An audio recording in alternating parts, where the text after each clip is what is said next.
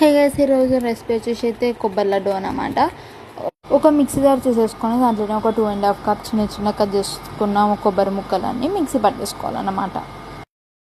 Mixie పట్టేసుకున్న తర్వాత ఆ పొడి మొత్తం వేరే గిన్నెలోకి తీసుకోవాలన్నమాట.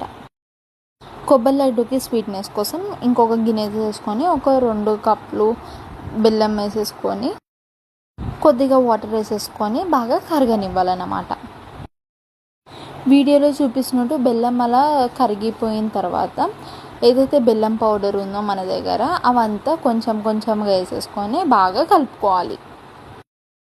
ఇలా మొత్తం బెల్లం ఇంకా కొబ్బరి మొత్తం కలిసిపోవాలి. ఇది కొద్దిగా గట్టిపడే వరకు అట్లా పెట్టుకోవాలి. దాని తర్వాత ఒక ప్యాన్ వేసేసుకొని కొద్దిగా పాలు వేసేసుకొని దాంట్లోనే ఒక 2 స్పూన్స్ చక్కెర వేసేసుకొని కలుపుకోవాలి. పాలు అనేది మాడకుండా మిక్స్ చేస్తూనే ఉండాలన్నమాట.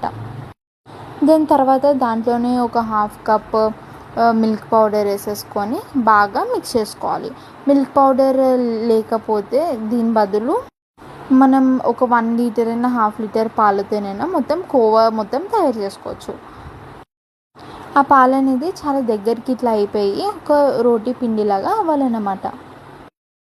వీడియోలో చూపిస్తున్నట్టు చేతికి కొద్దిగా నెయ్యి అయినా ఆయిల్ అయినా పూసుకొని కోవా మెత్తగా అయ్యేంత వరకు అలా నొక్కుకోవాలి. దాని తర్వాత కోవాని చిన్న చిన్న లడ్డూలాగా చేసుకొని ఏదైతే బెల్లం ఇంకా కొబ్బరి మిశ్రమం ఉందో అది చిన్న లడ్డూలాగా చేసుకోవాలి.